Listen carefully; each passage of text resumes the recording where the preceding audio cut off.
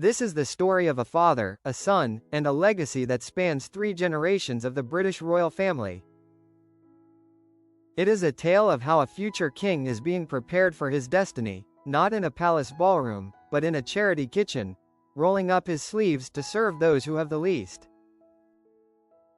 Welcome to the intimate account of Prince George's historic visit to the Passage, a moment where the past and the future of the monarchy met over a Christmas meal. In the world of the House of Windsor, every gesture is symbolic, but last week, on December 16, 2025, a moment occurred that felt far more personal than political. Prince William, the Prince of Wales, brought his eldest son, 12-year-old Prince George, to the London homelessness charity, The Passage. For William, this wasn't just another royal engagement, it was a pilgrimage. The Passage holds a sacred place in William's heart. It was here, on December 14, 1993, that his late mother, Diana, Princess of Wales, brought him for the very first time. He was just 11 years old then, almost the same age George is now. By bringing George to this specific venue, William was continuing a tradition of empathy that Diana started over 3 decades ago. The most touching detail of the day emerged when George was asked to sign the guest book. As the young prince put pen to paper, marking the first time he has carried out such a task in an official capacity, the weight of history was visible on the page.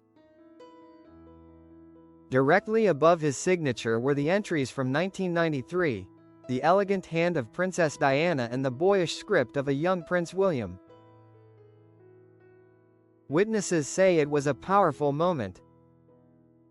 William pointed to the faded ink and told his son, "This is my mum's signature. This was the first time she brought me here." It was a quiet lesson in history, duty, and the enduring power of a grandmother's influence. But while the shadows of the past were present, William is reportedly anxious to ensure that George's path is different from his own. Royal experts, including Majesty magazine editor-in-chief Ingrid Seward, suggest that William is acutely aware of the trauma he faced following his mother's death. He is determined to bring George up with a sense of ordinariness that was rare in previous generations of royals. William does not want George to be seen as an elitist kid. He wants him to see the world as it truly is. According to Seward, William and Kate never push George into these appearances. They discuss them with him, ensuring he wants to participate. And by all accounts, George is not just willing, he is impressive. During the visit, which involved preparing a Christmas dinner for 150 people, George didn't stand on ceremony. Mick Clark, the charity's chief executive, described George as a lovely kid who was eager to get stuck in.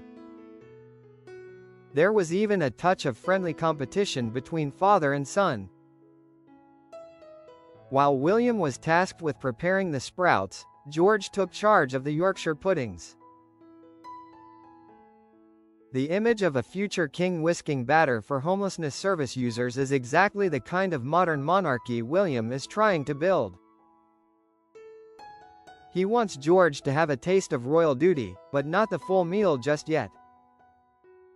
He is protective of George's childhood, even as the public engagements begin to stack up. Earlier this year, we saw George at a May Day tea party, comfortably chatting with Second World War veterans. Whether it is honoring the heroes of the past or serving the vulnerable of the present, the 12-year-old prince is showing a maturity that has caught the eye of royal observers. He seems to have inherited his father's work ethic and his grandmother's effortless ability to connect with people from all walks of life. The consequences of these early engagements are significant for the reputation of the crown. In a rapidly changing Britain, seeing the heir to the throne interacting directly with people who have used homelessness services sends a message of relevance and compassion.